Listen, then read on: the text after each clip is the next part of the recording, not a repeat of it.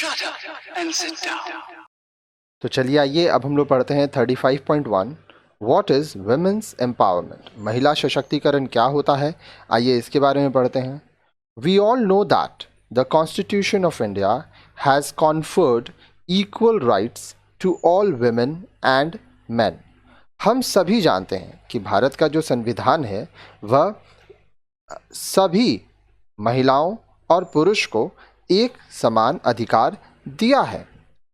We are also aware of the fact that discrimination on the grounds of gender is prohibited by the Constitution.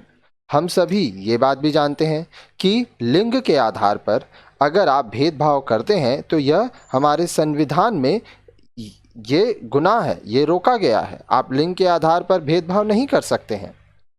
For the last 175 years, several laws have been passed to liberate women from the clutches of customs and practices which have been oppressing them for centuries. अब देखिए 175 साल से भी ज़्यादा हो गया, बहुत सारे कानून बनाए गए हैं ताकि महिलाएं मुक्त हो सकें, आज़ाद हो सकें उस रीति रिवाज नियम से जिसके वजह से सदियों से उन्हें उत्पीड़न का शिकार होना पड़ रहा है। Yet we see that many women face discrimination from birth to death. लेकिन फिर भी हम लोग देखते हैं कि बहुत सारी महिलाएं ऐसी होती हैं जो कि जन्म से मृत्यु तक भेदभाव से गुजरती हैं। अब डिस्क्रिमिनेशन के ऊपर हम पूरा एक चैप्टर पढ़ाएं आपको, तो आगे के वीडियोस को आप देखिएगा। Laws are no doubt very important to emancipate women from oppression, but it is equally important to create an environment in which equality can be enjoyed equally by all women.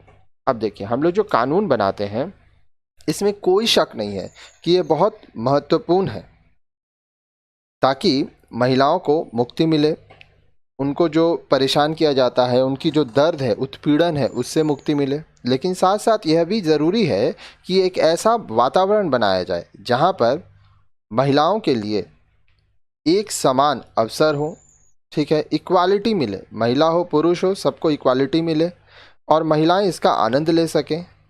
It is the creation of this environment which is the goal of empowerment.